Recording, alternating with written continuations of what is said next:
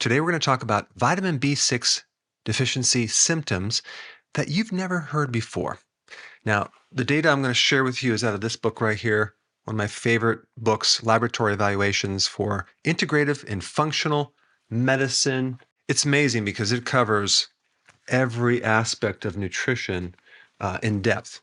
So I've tore this book up many times, so it's fantastic. Now, what's interesting about B6 is that if you look this up, they will tell you it's very rare to have a deficiency. And they never talk about this idea of subclinical deficiencies of nutrients. Instead, they focus on these major deficiency symptoms. But this is going to be an interesting topic. Let me just kind of go through it. Most people might know that if you're deficient in B6, you'll typically have rashes around your nose. You might have cracks or rashes around your mouth. You might even get pink eye as a symptom. You can get anemia, as well as neurological problems, which involves numbness in the bottom of your hands and your feet, which typically come from a B1 deficiency, but also from a B6 deficiency. Some people might know that you can get depressed if you're deficient in B6. But today I want to talk about all the other problems that you could end up with if you're low in B6. But first, let me just kind of give you some interesting information about B6. Vitamin B6 is involved in over 140 different enzyme pathways. So you can imagine how broadly this vitamin extends into our bodily functions. And yes, there are toxicity symptoms, but typically B6 is a water-soluble vitamin. So you would have to consume over 1,000 milligrams of B6 to have some problems. Now, typically there are no side effects if you're taking less than 200 milligrams per day. But the side effects start going up if you get over 1,000. And the main side effect will be neurological issues like neuropathy. So neuropathy can come from a deficiency of B6 and too much B6. But rarely do I know anyone taking over, 200 milligrams per day. Now, the other interesting thing about B6 deficiencies is it can be used as an indicator for inflammation status.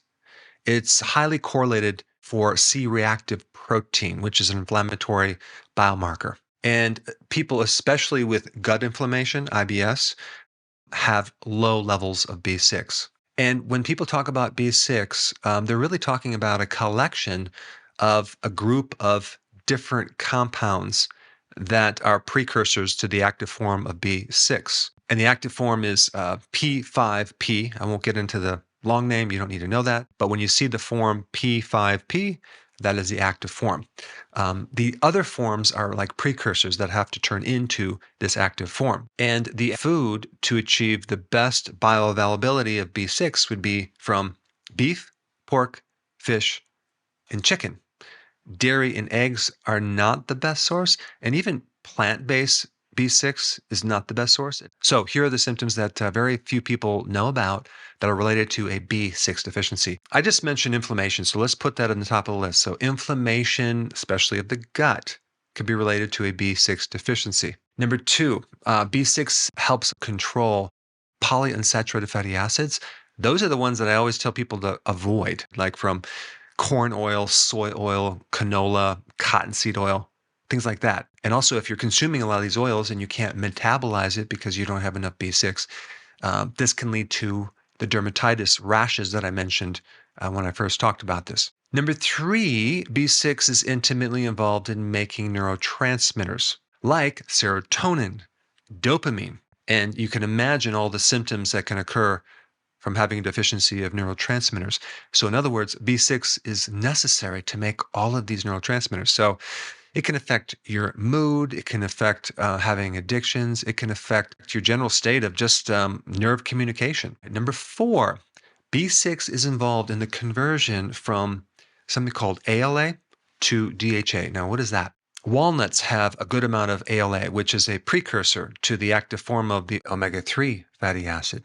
So let's say, for example, you don't consume a lot of fish or fish oils or cod liver oil, and you're doing a lot of walnuts thinking that you're getting all the necessary precursors to make your omega-3 fatty acid. Well, without B6, you might not be able to convert this as well, and this could lead to more inflammation. All right, the next one, number five, B6 is necessary to make selenium work. Now, selenium is involved in a lot of other things from making glutathione to involved in converting your thyroid hormones from the inactive to the active. So you can see indirectly that B6 deficiency could lead to all sorts of other deficiencies related to a lack of selenium doing its work in different enzymes. Number 6, B6 is necessary to convert tryptophan into niacin. Number 7, B6 is necessary in a lot of different things related to amino acids. One of the things that can occur as a problem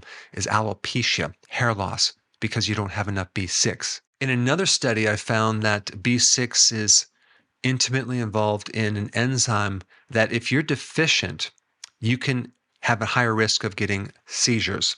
If you know anyone who has seizures, you should make sure they're consuming more B6. Another thing that B6 is needed for is lowering homocysteine, which can affect your heart in a negative way. Typically, people might know to reduce your homocysteine, you take enough B12 and folate, but B6 is also necessary as well. Let's say someone's deficient in B6 and they also have a problem with their gut microbiome. They're greatly more susceptible to having autism than if they just had a B6 deficiency and they had good microbes. In other words, there's this whole gut-brain interaction that can influence symptoms of autism, especially if you're deficient in B6.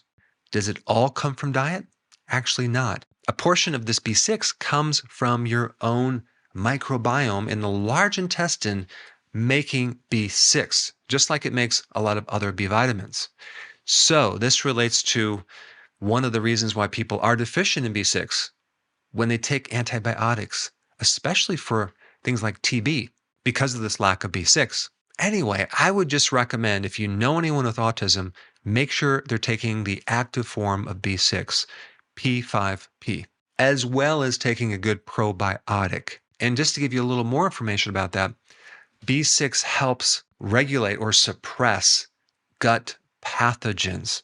So those are the symptoms, but how are people deficient? Well, eating too many processed foods, also taking diuretics. Certain medications like high blood pressure medication can create a deficiency. Taking certain antibiotics, also being on birth control pills, drinking alcohol. If you're pregnant or lactating, also smoking creates a deficiency. Certain herbicides, as in glyphosate in all the GMO foods, and even taking high levels of an herb called ginkgo biloba can create a deficiency, but you'd have to take quite a bit of that compound. Now, because of the censoring and the suppressing of the algorithms on YouTube, it's becoming more difficult to find my content. And there's a lot of content that I cannot put on YouTube, unfortunately. So to make sure you have full access of all my information, go to drberg.com and subscribe to my newsletter by clicking the link down below in the description. I will see you on the other side.